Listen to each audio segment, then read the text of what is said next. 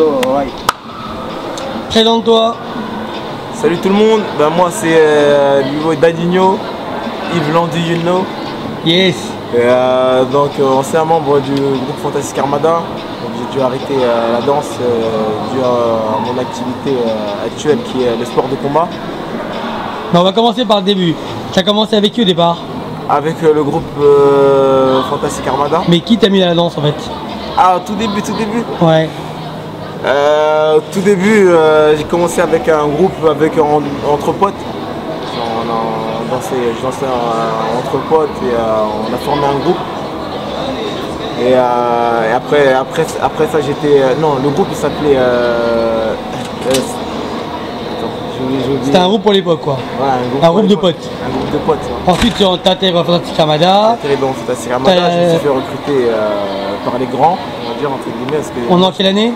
C'était en 2002-2003. Je vois.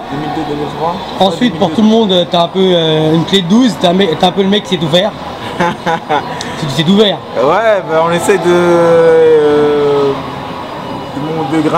gravir les échelons dans toutes les disciplines qui se présentent à nous, quoi. J'avoue, t'as connu toute la génération de la défense, t'as souvent été au cœur des choses en plus. Voilà. Toujours été là au front.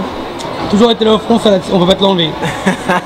Et je me rappelle même d'un gros battle à Hollywood où tu as fait une phase magnifique. Ah, c'est vrai, j'ai sauté par-dessus le public et une grille. C'était incroyable ce jour-là. Tout ce qui est spectaculaire, moi je kiffe. L'adrénaline, dès que ça chauffe dans les battles, moi ça me donne encore plus d'adrénaline. Je dis, ah, ça chauffe là, c'est pour moi. Et ouais, on m'a connu comme ça et je suis toujours comme ça, que ce soit dans le break ou dans d'autres activités. À un moment donné, tu as une symbiose avec Rodrigue. Vous avez créé La Main et l'Homme, c'est ça? Ouais, on a fait. Ça s'est passé comment ça? On a fait une petite créa. On s'est bien passé, on a fait une tournée nationale. Et ça coupait terme d'autres activités. Est-ce que tu peux expliquer aux gens c'est quoi La Main et l'Homme? La Main et l'Homme, en fait, c'était un projet que Rodrigue a eu, Rodrigue Lino, alias Dresseur d'ours, big up à lui d'ailleurs, qui a eu le projet de faire un spectacle de danse et sur projecteur. Lui danse avec ses doigts et moi je danse. En fait, il reproduit ce que toi tu fais. Non, même pas. On se donne. En fait, on fait un duel entre moi et lui. La main et l'homme. Moi, je suis l'homme, lui, c'est la main. Lui, il danse avec ses mains avec le projecteur. C'est un beau spectacle. Et moi, je suis là, je danse en réel. Et on se défie. Et, ouais, c'est un bon spectacle à voir. Je sais que tu es attiré par deux choses. Dernièrement, le sport de combat et aussi le rap à l'époque. Ah. Tu étais à fond dans le peur, tu aimais bien. J'aimais bien le rap, mais c'est moi qui rappe. Ouais. C'est Rodrigue quand même. Je sais. Bah, vous avez déjà sorti un rap à l'époque. Ouais, c'est vrai. Je me rappelle, moi, tout ça. Original, fantastique, Armada. Sur l'honneur, on le restera. Je me rappelle, tu vois. Ensuite, par la suite, tu es rentré dans les sports de combat. Tu es devenu tout de suite bon. C'est vrai que je dis que tu sais tout faire parce que tu es devenu, en très peu de temps, on commence déjà à parler de toi. C'est vrai. C'est le break, ça m'a apporté déjà dans les sports de combat, notamment la lutte, le grappling, la boxe et le MMA, qui est mixed martial art, qui rassemble tous les sports de combat en un sport. Et dans tous les domaines, le breakdance m'a vachement beaucoup apporté. Et j'en suis fier et reconnaissant. C'est pour ça qu'à chaque fois, dès que je gagne une compétition de combat, je représente la danse, tu vois. Toujours. Vous les frères. Je te regarde, hein, je te suis, moi je sais. Merci à vous. Et ouais. Et à l'époque où tu dansais, est-ce qu'il y avait des gens que tu aimais dans la danse, pendant le break, qui te trouvaient vraiment fort, qui t'inspiraient? Qui m'inspiraient? Alors, il y a différents styles du coup. C'est déjà en phase. Moi en phase, pour moi le numéro 1 en phase, j'ai toujours dit et je le dirai toujours, c'est Nono. Nono, il va être content. Original. Non. De Grenoble, de l'époque. Team Rocket, Vagabond. Moi c'est lui qui m'a fasciné à chaque fois dès que je dis putain. Et allemand en ce moment. Ouais, allemand en ce moment, j'ai ça.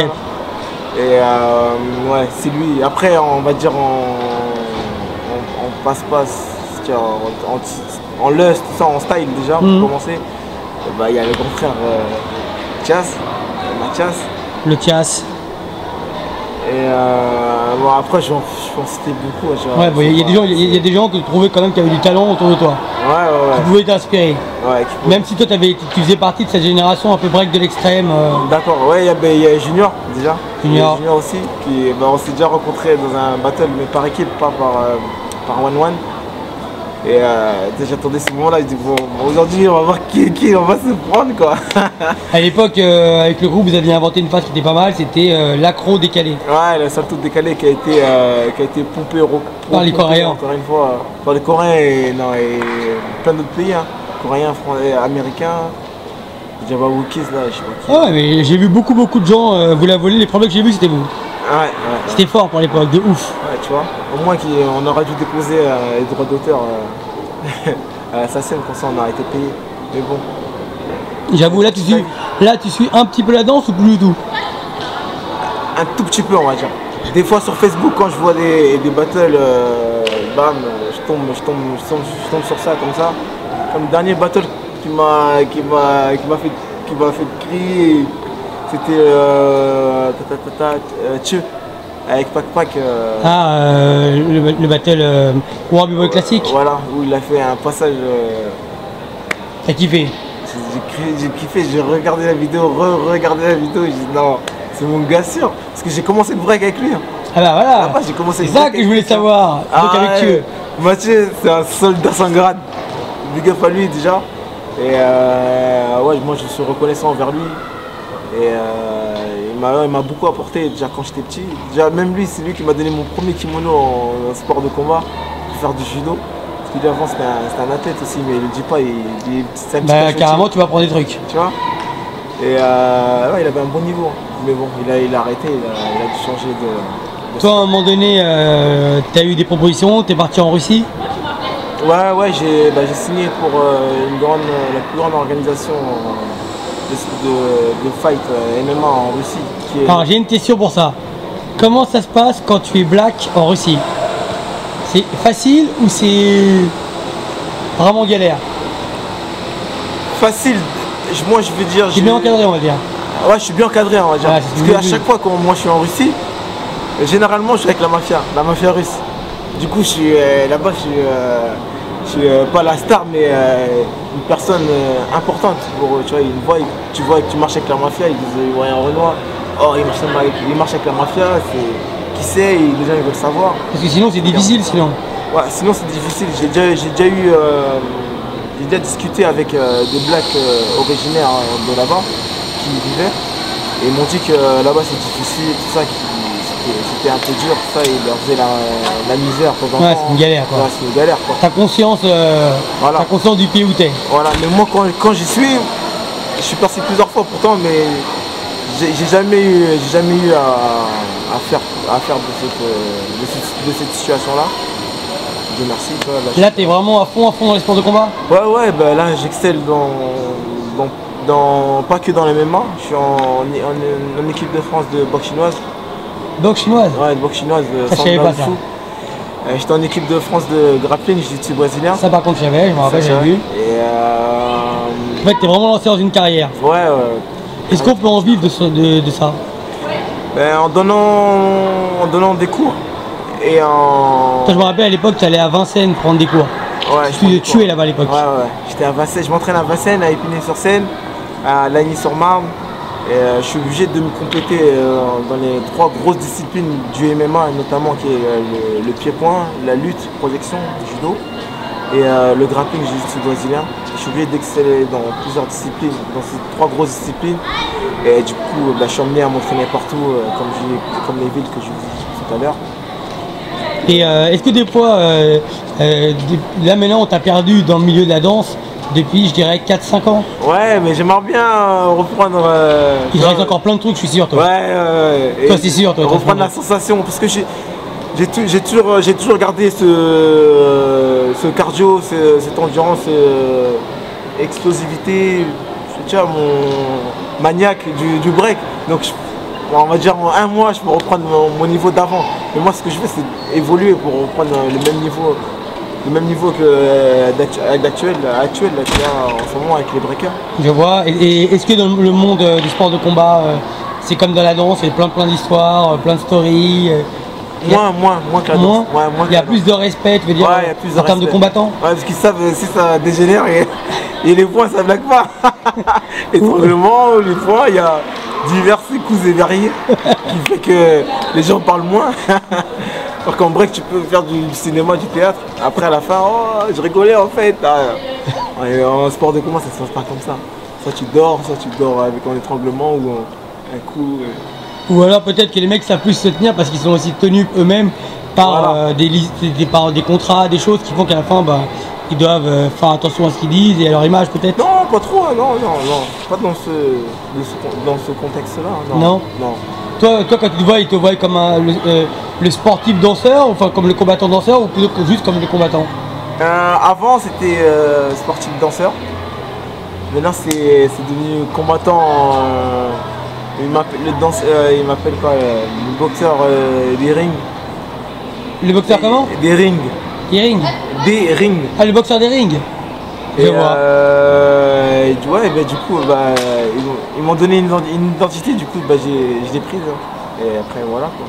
Très bien. Est-ce que tu as un message pour la nouvelle génération qui t'a connu dans la danse, comme tu as un background de fou? Tu peux leur donner des petits conseils? J'ai une anecdote, il y a combien de temps? 2 mois de ça. Alors, attends, c'est bon. Vas-y, alors, une bonne anecdote, tu vas lui faire kiffer, vas-y. Il y a 2 mois de ça, j'étais parti voir des amis à moi qui s'entraînaient dans une salle sur Paris. Et il y avait Yaman, tout ça, Deville, tout ça, Zarius, tout ça. Zarius Hollywood. Ouais, Hollywood. Donc je rentre dans la salle, tout. Moi, ça fait longtemps que je suis plus dans le domaine du breakdance. Du coup, je dis bonjour à tout le monde, tout. Un retour aux sources. Ouais, un retour aux sources. Le danseur debout, le breakdancer. Je dis bonjour, tac, tac, tac. Après, on parle entre nous. Alors, il me parle de mon présent de sport sport de combat. Alors, comment ça se passe?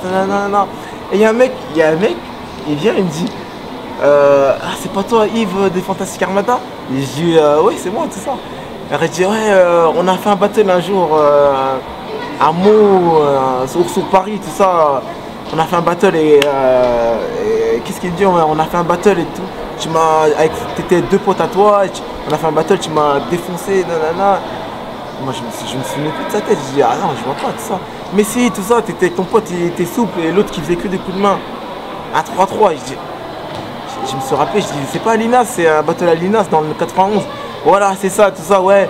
Tu te rappelles, c'est moi, on s'était défié sur les sauts, coups de main, tout ça, piston. Je dis ah, c'est toi ça. Il dit oui. Il me dit oui, c'est moi, tout ça. Maintenant, j'ai progressé, maintenant, viens, on fait un battle tout de suite. C'est des ouf, les mecs. Et ce jour-là, j'étais blessé, j'avais une tendinite à l'épaule, au biceps. Je pouvais rien faire, j'étais vraiment haché ça.